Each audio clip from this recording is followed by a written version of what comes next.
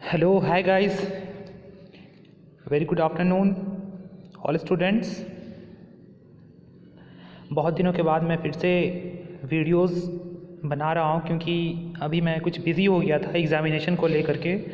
तो फिर से मैं वीडियो बनाना स्टार्ट किया हूँ। जो ये लेक्चर्स हमारा भी चल रहा था मैकेनिक्स ऑफ स्ट्रक्चर का, ठीक है, उसमें हम लोगों ने अभी तक स्ट्रेसेस इन बीम तक कवर करा था, जिसमें हम लोग ने बेंडिंग स्ट्रेस और शियर स्ट्रेस के बारे में देखा था। स्ट्रेसेस इन बीम चैप्टर्स के अंदर में दो बेंडिंग स्ट्रेस के बारे में और शियर स्ट्रेस के बारे में हम लोगों ने लास्ट के लेक्चर्स में और लास्ट के जो भी 6-7 लेक्चर हुए थे पिछले चैप्टर्स में, उसको हम लोगों ने देखा था। आज के इस मॉड्यूल्स में, आज के इस लेक्चर में, आज एक हम नया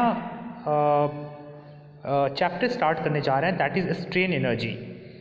अभी तक जो बच्चे यहाँ तक वीडियोस को देखे हैं या वहाँ से पीडीएफ्स वगैरह से नोट्स वगैरह बनाए हैं, उसके बाद में ये चैप्टर बहुत इंपॉर्टेंट हो जाता है, क्योंकि इसके जस्ट बाद, इस चैप्टर के बाद एक और चैप्टर मैं पढ़ाऊँगा। उसके बाद में मैं एसएससी जेई के प्रीवियस के जितने भी क्वेश्चंस पूछे गए हैं मैकेनिक्स ऑफ स्ट्रक्चर में, उसको सॉल्व करवाना स्टार्ट करूँगा। इसलिए अभी तक आगे भी जो भी मैं लेक्चर्स करवाने जा रहा हूँ ये आपके लिए बहुत ही इंपॉर्टेंट होगा। तो आप लोग प्लीज़ इस लेक्चर्स को ज़रूर देखें और अपने फ्रेंड्स को शेयर करें, है ना। और जो भी इस नीडीज़ हैं, जिनको इनकी नीड्स हैं, उनको ज़रूर बताएं कि हाँ ये चीज़ें हो रही हैं। तो स्ट्रेन एनर्जी के बारे में चलिए हम डिस्कस करते हैं, आज के इस लेक्चर में स्टार्ट करते हैं। ओके, तो देखिए मैकेनिक्स ऑफ स्ट्रक्चर में मैंने बताया था आपको कि जितना प्रैक्टिस करेंगे उतना ज़्यादा आपका लेवल जो है अच्छा होता रहेगा, क्योंकि ये न्यूमेरिकल्स पेपर है, कहीं भी कोई याद करने की चीज़ें नहीं है, आपको प्रैक्टिस करना पड़ेगा। ओके, तो चलिए स्टार्ट करते हैं आज के इस लेक्चर में हम लोग स्ट्रेन एनर्जी के बारे में। ठीक है, जैसे कि आप स्क्रीन बोर्ड पर देख रहे हैं, यहाँ पे जो हमारा चैप्टर है वो स्ट्रेन एनर्जी है। ठीक है, और इसके अंदर में हम लोग किस किस चीज़ को कवर करेंगे, कौन कौन सी इंपॉर्टेंट मॉड्यूल को कवर करेंगे।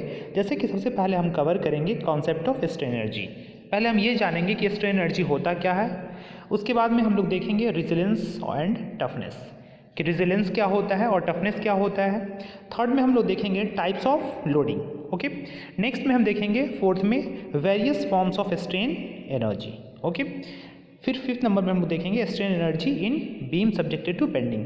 बट ये वाला जो 5 नंबर जो हमारा मॉड्यूल है ये आपके लिए उतना इंपॉर्टेंट नहीं है, क्योंकि अभी तक जहाँ तक अभी आप पढ़ रहे हैं डिप्लोमा में, यहाँ से क्वेश्चंस बहुत कम आने के चांसेस होते हैं। क्वेश्चंस जनरली जो है आपके कॉन्सेप्ट ऑफ स्ट्रेन एनर्जी से आएंगे, या रेजिलेंस एंड टफनेस से आएंगे, या टाइप्स ऑफ लोडिंग से आएंगे, various form of strain energy. ये जो मॉड्यूल है आपके लिए इंपॉर्टेंट है। ओके, तो चलिए कुछ बेसिक्स के बारे में हम पहले जान लेते हैं कि स्ट्रेन एनर्जी क्या होता है।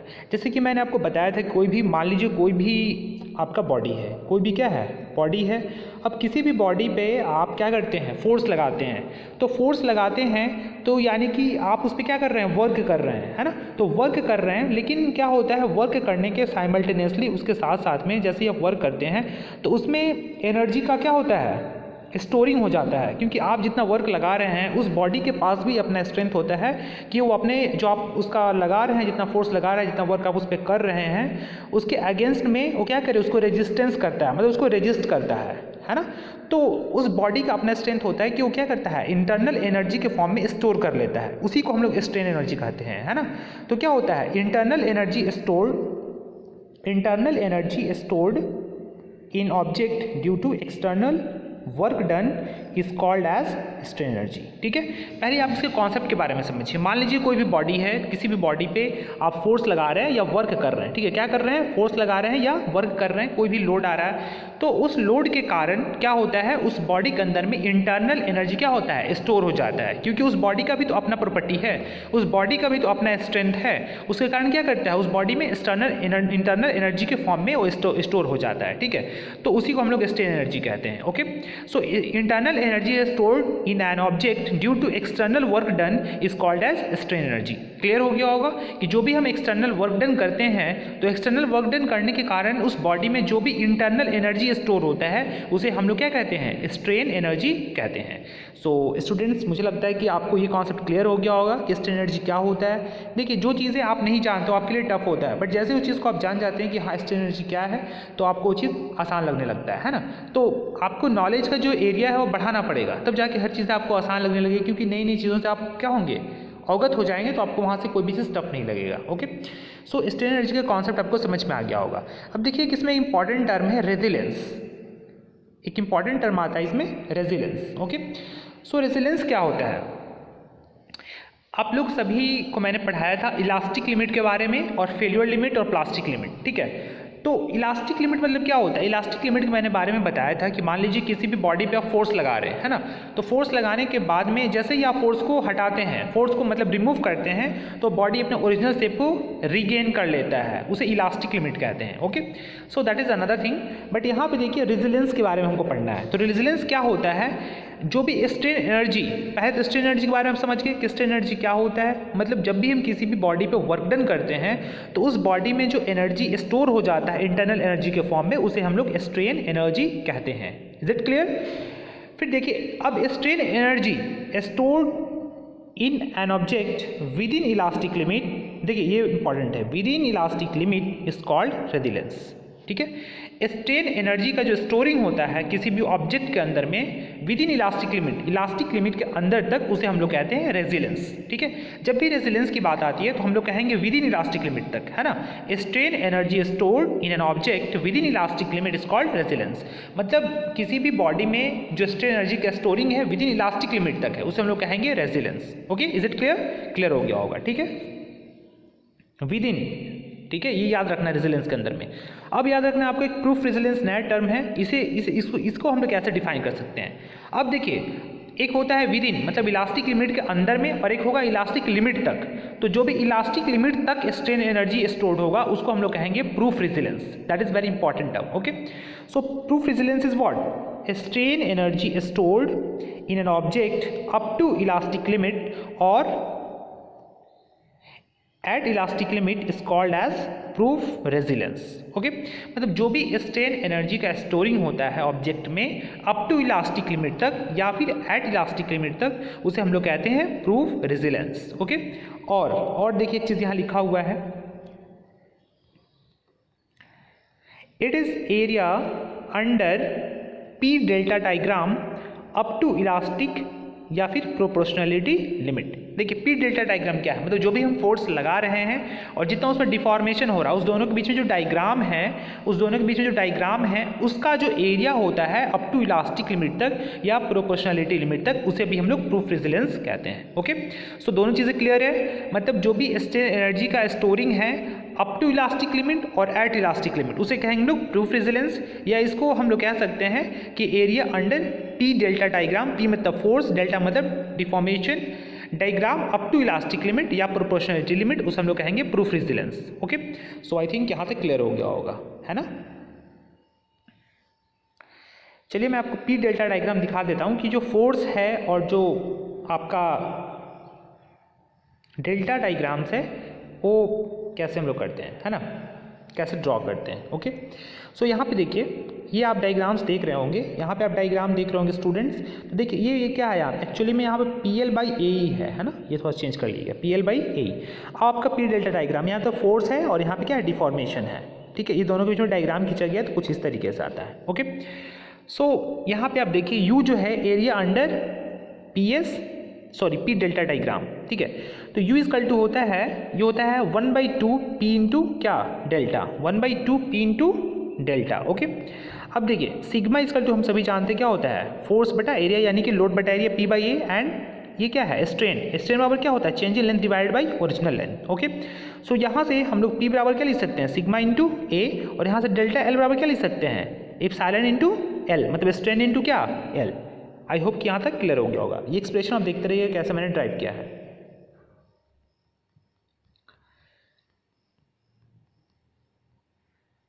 ठीक है, चलिए आगे। उसके बाद देखिए यहाँ पे U इक्वल टू हम लोगों ने लिखा है 1/2 P इंटू क्या, डेल्टा। ओके, सो अब देखिए यहाँ पे 1/2 P इंटू डेल्टा, P को क्या करेंगे हम लोग, सिग्मा इंटू A से रिप्लेस कर देंगे जैसा हमने आपको ऊपर बताया था, और डेल्टा को क्या करेंगे, एप्सिलॉन इंटू L। अब इसको सॉल्व करेंगे तो ये आपका आ जाएगा 1/2 sigma E into epsilon into volume, यानी 1/2 stress into strain into volume. ठीक है, यहाँ तक क्लियर है। उसको देखिए यहाँ पे सिग्मा इक्वल टू क्या लिखा हुआ है, कैपिटल E इंटू एप्सिलॉन, मतलब यंग मॉडुलस इंटू क्या, स्ट्रेन। स्ट्रेन बराबर लिख सकते हैं हम लोग स्ट्रेस बटा व्हाट, यंग्स मॉडुलस, ये भी लिख सकते हैं। ओके, सो अब देखिए यहाँ पे क्या करना है, यहाँ पे करना यही है कि हम एक रिलेशंस प्रूफ करना चाहते हैं, मैं दिखाना चाहता हूँ आपको। ठीक है, अब यहाँ पे देखिए 1/2 यहाँ पे था और सिग्मा 1/2 और सिग्मा, और देखिए यहाँ पे इप्सिलॉन की जगह पे यानी स्ट्रेन की जगह पे यहाँ पे लिखा गया है स्ट्रेस बटा यंग्स मॉडुलस, ये तो हो सकता है, इनटू वॉल्यूम। अब जब इसको सॉल्व करेंगे आप तो आपको मिलेगा sigma square into V divide by 2e, या इसको आप लिख सकते हैं 1/2, या फिर क्या लिखते हैं 1/2 into sigma square we divide by में क्या ई। ठीक है, यानी याद रखिएगा स्ट्रेन एनर्जी बराबर होता है 1/2 sigma square into V divide by में ई। ओके, यहाँ तक क्लियर है आप सभी को?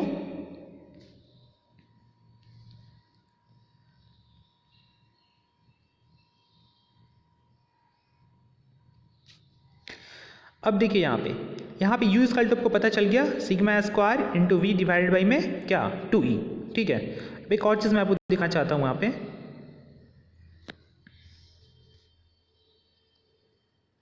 यहाँ देखिए यू इक्वल टू क्या था 1/2 पी इंटू डेल्टा, डेल्टा बराबर क्या होता है PL बटा ए। मैंने आपको बताया था डिफॉर्मेशन निकालने का फॉर्मूला, कोई भी अगर किसी भी बॉडी पे अगर मान लीजिए कोई भी बॉडी है, अब अगर इस पर लोड P आ रहा है तो उसके लिए हम लोग इलॉन्गेशन कितना होता है, मैंने बताया था आपको PL बटा ए।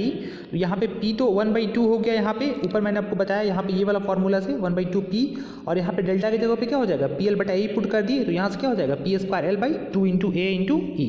यानी दो फार्मूला आपको याद रखना है, एक ये फार्मूला, ठीक है, और एक दूसरा ये फॉर्मूला। एक याद रखना है आपको sigma square we divide by 2e, और इसको याद रखना है P square L divide by 2a into e. ये दोनों आपको याद रखना है स्ट्रेन एनर्जी का फॉर्मूला। ठीक है, क्योंकि अभी मैं न्यूमेरिकल क्वेश्चंस मैं आपको बताऊंगा तो इसी पे बेस्ड होगा। ठीक है, और बहुत सारे कॉम्पिटिटिव एग्जामिनेशंस में डायरेक्ट फॉर्मूला पूछ लिए जाते हैं कि स्ट्रेन एनर्जी का फॉर्मूला कितना होता है, तो आपको याद रखना 1/2 sigma square we divide by e, और एक फॉर्मूला ये याद रखना है P square L divide by 2a into e, जहाँ पे पी क्या है लोड है और ए एरिया है, और ई क्या है यंग्स मॉडुलस है, और एक लेंथ है। ठीक है, चलिए यहाँ तक क्लियर हो गया होगा। अब देखिए यहाँ पे मॉडुलस ऑफ रेजिलेंस है, ये क्या होता है, एक नया टर्म आ गया आपके लिए मॉडुलस ऑफ रेजिलेंस। तो देखिए मॉडुलस ऑफ रेजिलेंस जो होता है रेजिलेंस पर यूनिट वॉल्यूम, याद रखिएगा modulus of resilience equal to resilience per unit volume. देखिए यहाँ लिखा हुआ है it is proof resilience per unit volume, और it is the area under stress strain diagram up to proportionality limit. Okay, देखिए मैंने बताया था रेजिलेंस मतलब होता है कोई भी स्ट्रेन एनर्जी जो कि विद इन इलास्टिक लिमिट तक होता है, मतलब इलास्टिक लिमिट के अंदर तक होता है। अब यहाँ पे प्रूफ रेजिलेंस क्या होता है, मैंने बताया था प्रूफ रेजिलेंस मतलब जो भी इंटरनल एनर्जी स्टोर्ड हो रहा है अप टू इलास्टिक लिमिट तक या फिर एट प्रोपोर्शनलिटी लिमिट तक, है ना। तो देखिए इसी से रिगार्डिंग है मॉडुलस ऑफ रेजिलेंस, यानी कि ये डिफाइन करता है प्रूफ रेजिलेंस डिवाइडेड बाय में वॉल्यूम।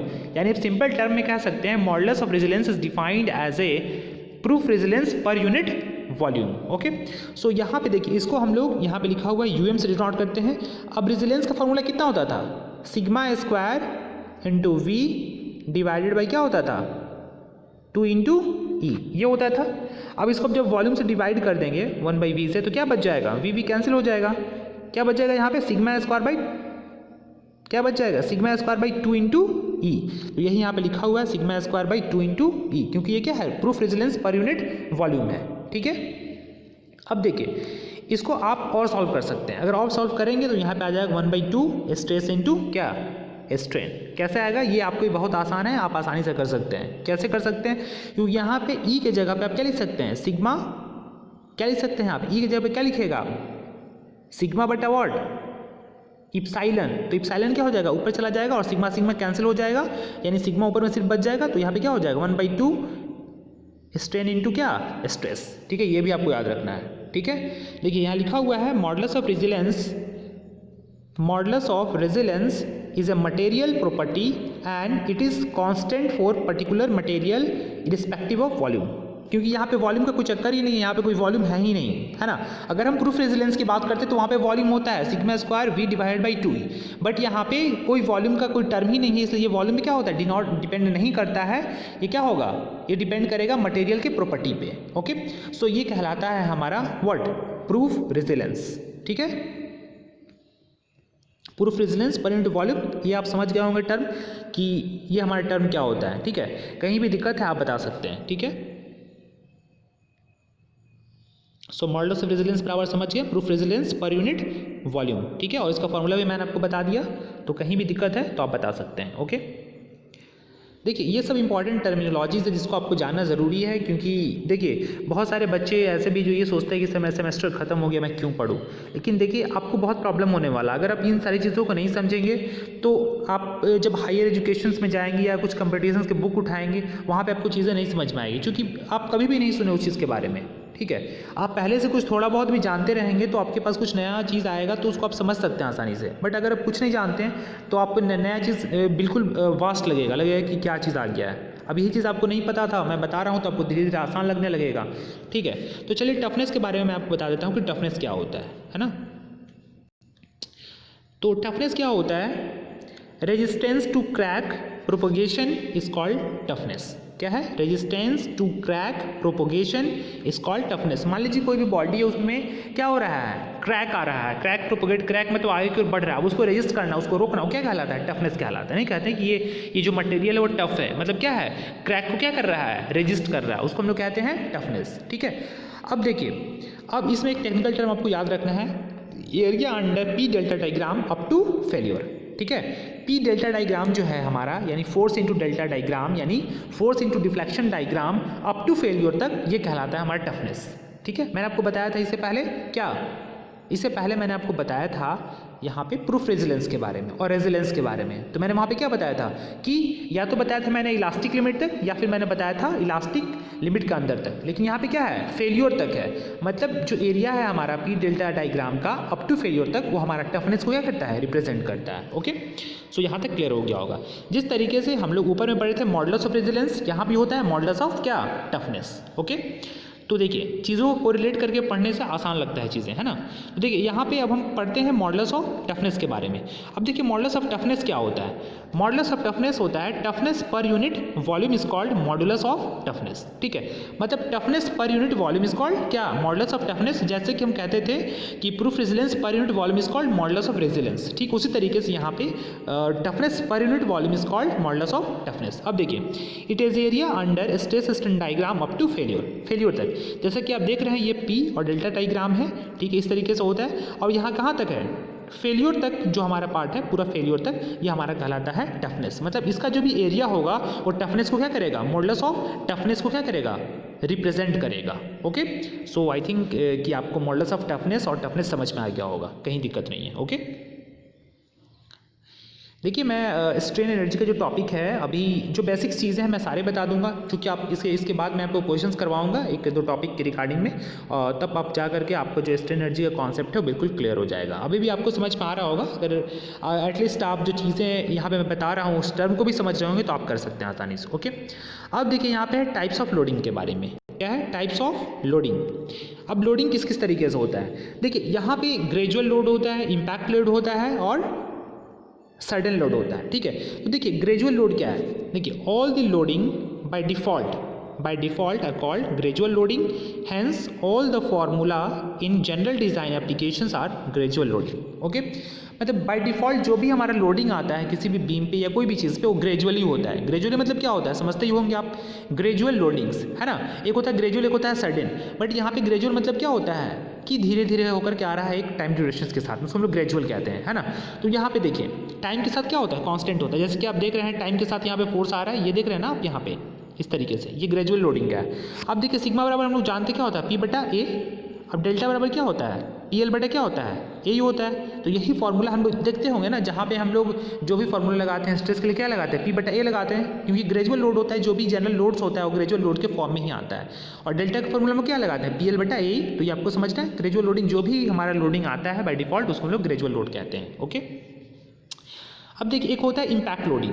क्या होता है, इम्पैक्ट लोडिंग। अब इम्पैक्ट लोडिंग क्या होता है ये समझना आपको ज़रूरी है। मान लीजिए कि कोई भी बॉडी है ना, कोई भी बॉडी है, अब आप उसको उठाएं, है ना, उठा करके आप देखिए यहाँ पे, जैसे कोई भी ये बॉडी है, वेट है, और एच हाइट से ले गए आप उसको, कितना हाइट से, एच हाइट से ले गए, और एच हाइट से ले जाने के बाद में उसको क्या कर रहे हैं, सडनली वहाँ से छोड़ दे रहे हैं, है ना, वहाँ से छोड़ रहे हैं। तो क्या होगा, यहाँ पे जो बॉडी वहाँ पे इम्पैक्ट होगा, मतलब ये अचानक आ रहा है, कोई टाइम तो बहुत ज़्यादा नहीं ले रहा है ना, कोई इसका प्रॉपर टाइमिंग तो नहीं है। मान लीजिए कि कोई भी आप उठा रहे हैं, जैसे कि सॉइल में ही पढ़े हैं या फिर बहुत सारी चीज़ों में कि जब हम कॉम्पैक्शन करते हैं तो वेट को उठाते हैं और एच हाइट से गिरा देते हैं, तो क्या होता है इसमें इम्पैक्ट लोड आता है। है ना, इसको हम लोग ग्रेजुअली लोड नहीं कह सकते, ये धीरे धीरे नहीं आ रहा है, ये अचानक लोड आ रहा है वहाँ पे, है ना, मतलब सडनली वहाँ पे इम्पैक्ट हो रहा है उसका, है ना। तो देखिए यहाँ पे जो आपका W है, W=mg लिखा हुआ है ना, क्योंकि W बराबर क्या होता है, mg होता है। अब देखिए यहाँ पे जो आप रखे हुए हैं यहाँ पे वेट को, ये पोटेंशियल एनर्जी है आपका, है ना। तो पोटेंशियल एनर्जी कितना होता है, mg/h होता है, और ये किसके बराबर होता है, स्ट्रेन एनर्जी के बराबर होता है। जितना पोटेंशियल, जितना हम किसी चीज़ को मान लीजिए वेट को उठा कर अपने हाथ में रखे हुए हैं, तो इसका क्या है, एक अपना वेट है जिसको हम लोग mg कहते हैं, और इसके कारण क्या होता है, एनर्जी स्टोर्ड होता है, इसको हम लोग mg से डिनोट करते हैं। और किसके बराबर होता है, ये स्ट्रेन एनर्जी के बराबर होता है यहाँ पे इस कंडीशन में, ठीक है। अब आपको mg पता हो गया, और स्ट्रेन एनर्जी बराबर जानते हैं क्या होता है, 1/2e into sigma square into V, formula जो हम बताए हैं ऊपर में, यानी सिग्मा स्क्वायर v/2 इंटू ई। यहाँ तक क्लियर है, ये इम्पैक्ट लोडिंग का केस है, ओके। इससे पहले जो भी हमको बताए हैं वो क्या था, ग्रेजुअल लोड्स था, ये इम्पैक्ट लोड है, ओके। आई होप कि आपको थोड़ा बहुत भी ज़रूर समझ में आ रहा होगा। मान लीजिए कि आप पहले से नहीं पढ़े हैं, फिर भी मैं आपको बता रहा हूँ, तो अगर आपको कहीं भी कन्फ्यूज़न है तो आप मुझे ज़रूर पूछिए, कोई भी डाउट्स है तो मुझसे पूछिए, ठीक है। अब यहाँ से आप सॉल्व करेंगे तो यहाँ से हो जाएगा W/H = sigma square V/2e, okay. So यहाँ से सिग्मा स्क्वायर क्या लिख सकते हैं आप, यहाँ पे क्रॉस मल्टीप्लिकेशन करेंगे तो 2WHE डिवाइड बाई वॉल्यूम, क्या आ जाएगा, 2WHE डिवाइड बाई वॉल्यूम। तो सिग्मा पर क्या करेंगे, √2WHE बाई वॉल्यूम। बहुत इंपॉर्टेंट फार्मूला है, ये किसके लिए है, इम्पैक्ट लोडिंग के लिए। इम्पैक्ट लोडिंग के केस में स्ट्रेस कितना होगा, √2WH into E divide by volume, याद रखिएगा। जहाँ पे W लोड है, H हाइट है, E यंग्स मॉडुलस है, V वॉल्यूम है, ओके। आई होप कि यहाँ तक भी आपका क्लियर हो गया होगा, ठीक है। अब हम लोग देख देते हैं सडन लोडिंग के केसेस, है ना। देखिए इम्पैक्ट लोडिंग अलग चीज़ है और सडन लोडिंग अलग चीज़ है ना। ऐसा नहीं है कि इम्पैक्ट लोडिंग को सडन के साथ में आप उसको कोरिलेट करेंगे। मैंने बताया आपको इम्पैक्ट लोडिंग कैसे होता है, और सडन के बारे में मैं बता रहा हूँ आपको, ठीक है। अब देखिए यहाँ पे ये सडन लोड्स, तो ये जनरली ये इमेजिनरी लोड्स होता है, क्योंकि ऐसा लोड को रिलेट नहीं करता है। तो यहाँ पे देखिए it is the imaginary load और पल्स लोड लिखा हुआ है। अब देखिए सिग्मा सडन, ये बहुत इंपॉर्टेंट आपको समझना है। देखो सडनली लोड जो होता है 2 टाइम्स होता है ग्रेजुअली लोड का, यही ऑब्जेक्टिव में बार बार पूछ देता है स्टूडेंट्स, है ना। ये आपको ध्यान में रखना है, जो सडन लोड्स होता है वो 2 टाइम्स होता है किसका, ग्रेजुअल लोड्स का, 2 × P/A and 2 times of gradual load. Bar bar objective में पूछा जाता है, हर जगह पे पूछ दिया जाता है, एग्जामिनेशंस में SSC JEE की हर जगह पूछे जाते हैं। तो डेल्टा सडन बराबर भी होता है, मतलब जो भी आपका जो डिफॉर्मेशन हो रहा है सडन लोड्स के कारण, वो 2 टाइम्स होता है किसका, ग्रेजुअल लोड्स का, है ना, यानी 2 टाइम्स ऑफ PL/A। तो ये आपको ध्यान में रखना है, ठीक है। आई होप कि ये भी जब समझ में आ गया होगा। यहाँ पे हम लोगों ने क्या क्या पढ़ा, ग्रेजुअल लोड्स के बारे में पढ़ा, इम्पैक्ट लोड के बारे में पढ़ा, और सडन लोड्स के बारे में पढ़ा। तो याद रखिएगा सडन लोड जो होता है उसका स्ट्रेस होता है 2 टाइम्स ऑफ क्या, ग्रेजुअली लोड। या फिर डेल्टा की बात करें तो डेल्टा के केस में भी वैसा ही होता है, 2 times of deflection in gradual loads, okay. So I hope कि यहाँ तक आपका समझ में आ गया होगा। और इम्पैक्ट लोडिंग के बारे में मैंने ऊपर जस्ट बताया अभी आपको, ठीक है।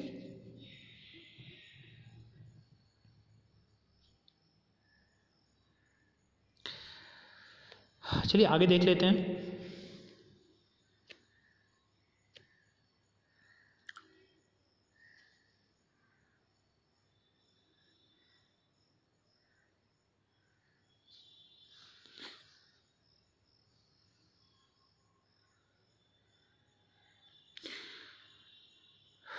ठीक है, यहाँ पे जो चीज़ अभी हम यहाँ पे अभी तक पढ़े हैं उसका एब्रीविएशन देख लीजिए। सिग्मा ग्रेजुअल क्या होता है, P/A, जहाँ तक कोई डाउट नहीं है। सिग्मा इम्पैक्ट क्या होता है, √2WHE बाई वॉल्यूम। और सिग्मा सडन 2 टाइम्स ऑफ क्या, ग्रेजुअल लोड्स, यानी 2 टाइम्स ऑफ P/A, ठीक है। यही आपको याद रखना है, ठीक है।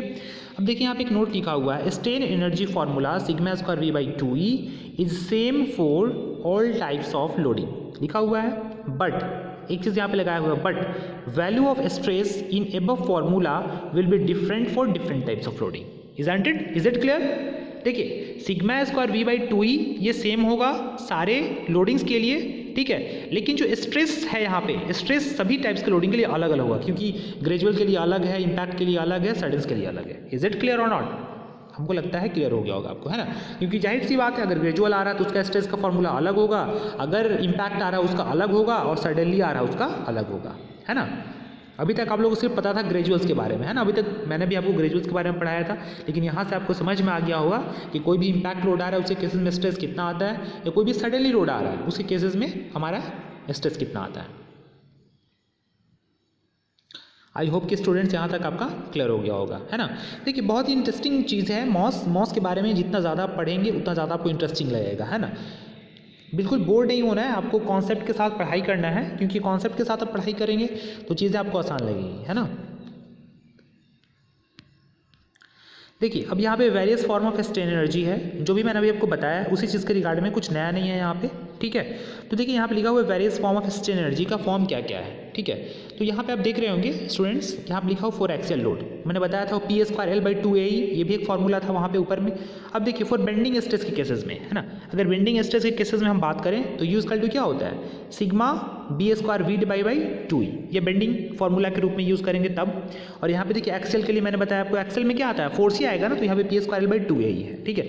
अब देखिए अगर फ्लेक्सुरल की बात करेंगे, फॉर फ्लेक्सुरल स्ट्रेस की बात करेंगे तो ये होता है आपके यहाँ पे τ²V/2 टाइम्स ऑफ G, ठीक है। कांस्टेंट है यहाँ पे, सिग्मा की जगह पे क्या आ गया, टाउ आ गया, वी तो कांस्टेंट चीज़ है, और ई की जगह में क्या आ गया, कैपिटल G आ गया, यानी कि यहाँ G क्या है, शेयर मॉडुलस है ना। तो τ²V/2G ये डिफरेंट फॉर्म है स्ट्रेन एनर्जी का, है ना।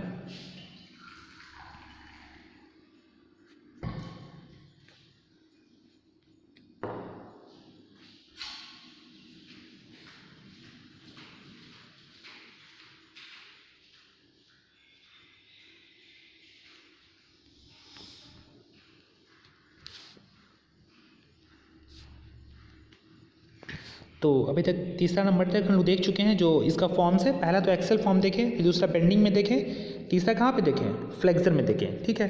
अब फोर्थ देख लीजिए, फोर्थ टॉर्जनल शेयर स्ट्रेस। तो टॉर्जनल शेयर स्ट्रेस के केसेस में आपका यहाँ पे लिखा हुआ है सॉलिड के लिए अलग है और हॉलो के लिए अलग है, ठीक है। सॉलिड के लिए अलग है और हॉलो के लिए क्या है, अलग है। तो देखिए यहाँ पे लिखा हुआ है τ² वॉल्यूम बाई व्हाट, यहाँ पे 4G for solid circular sections, है ना। तो यहाँ पे देखिए ये फार्मूला आपका आ गया सॉलिड सर्कुलर सेक्शंस के लिए। फिर नीचे में जो दिया हुआ है वो हॉलो सर्कुलर सेक्शंस का है, ठीक है। उसी तरीके से नीचे में फॉर वॉल्यूमेट्रिक स्ट्रेस के लिए, है ना। ये सब फार्मूला है डिफरेंट, ठीक है। डिफरेंट केसेस के लिए फार्मूला ओरिजिनल हमारा वही है, बट यहाँ पे सिर्फ डिफरेंट केसेस के लिए अलग अलग क्या किया गया है, कर दिया गया है, ठीक है।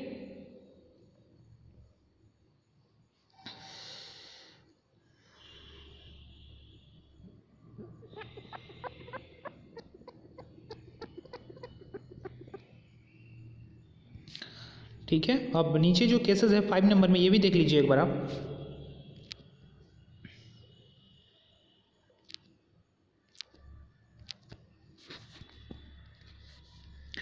Small d by capital D को यहाँ पे केस रिप्रेजेंट किया है, ठीक है, तो उसे कंफ्यूज नहीं होना।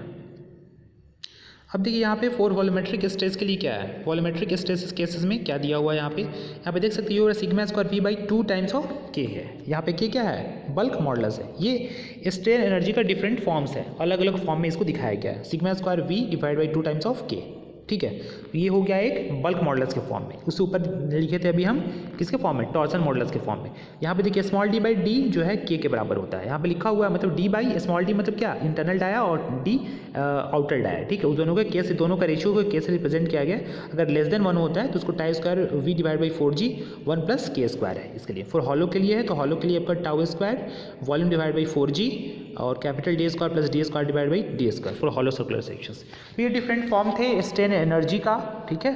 तो मुझे लगता है कि आपको आज के इस लेक्चर से स्ट्रेन एनर्जी के जो बेसिक कॉन्सेप्ट थे उसके बारे में समझ में आ गया होगा, और इससे जो एसोसिएटेड कॉन्सेप्ट थे उसको भी मैंने बताने की कोशिश की है कि जो भी इसके रिगार्डिंग क्वेश्चन बन सकते हैं या जो भी कॉन्सेप्ट बन सकते हैं मैंने आपको बताने की कोशिश की है। इसका PDF आपको जल्द से जल्द प्रोवाइड करा दिया जाएगा।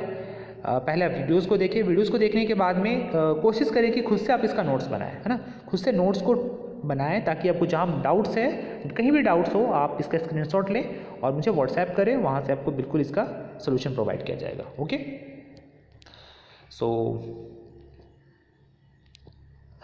देखिए अभी मैं जो चैप्टर स्टार्ट किया हूँ ये आपके लिए बहुत इंपॉर्टेंट है, और इससे पहले जो भी कराए गए हैं चैप्टर वो सारे इक्वली इंपॉर्टेंट हैं। और देखिए बहुत सारे बच्चे ऐसे हैं जो ये सोच रहे हैं कि एग्जामिनेशन ख़त्म हो गया तो मेरा सब कुछ ख़त्म हो गया, ऐसा कुछ नहीं है, ठीक है। अभी आपको आगे बहुत आगे बढ़ना है। अगर आपको कुछ अच्छा करना है तो आपको सारे कॉन्सेप्ट क्लियर करने पड़ेंगे जो भी सेमेस्टर्स में पढ़ने हैं। इसके बाद इसके प्रीवियस इसके क्वेश्चंस जो भी पूछे गए हैं जिस एग्ज़ाम्स की आप प्रिपरेशन कर रहे हैं। मान लो आप एसएससी जेईई की प्रिपरेशन कर रहे हैं, तो एसएससी जेईई के प्रीवियस के जो भी क्वेश्चन पूछे गए हैं इस सब्जेक्ट्स की रिगार्डिंग में, उसको आपको सॉल्व करना पड़ेगा, है ना। तभी आपको पता चलेगा कि आपको कितना आता है या आप कितना कर सकते हैं, है ना। तो मैं इसके बाद कुछ क्वेश्चंस कराऊंगा स्ट्रेन एनर्जी पे। उसके बाद एक और चैप्टर मैं बताऊंगा जो कि रिलेटेड है आपका एनालिसिस ऑफ ट्रसेस से। उसके बाद मैं आपको एसएससी जेईई के प्रीवियस ईयर के क्वेश्चन कराने स्टार्ट करूंगा। अगर आपको अच्छा लगता है मेरे वीडियो, अगर लगता है कि मेरा एफर्ट आपके लिए काफ़ी बेनिफिशियल्स है, तो आप अपने फ्रेंड्स को शेयर करें। तो मैं आपके लिए आगे अच्छी से अच्छी वीडियोस जो इसके रिगार्डिंग होगा, मॉस के रिगार्डिंग में, या जो एसएससी जेईई के रिगार्डिंग इस टॉपिक से मॉस से, मैं उसको सॉल्व करूँगा। Okay, so this is in part of my video. Thank you everyone for watching this. God bless you all.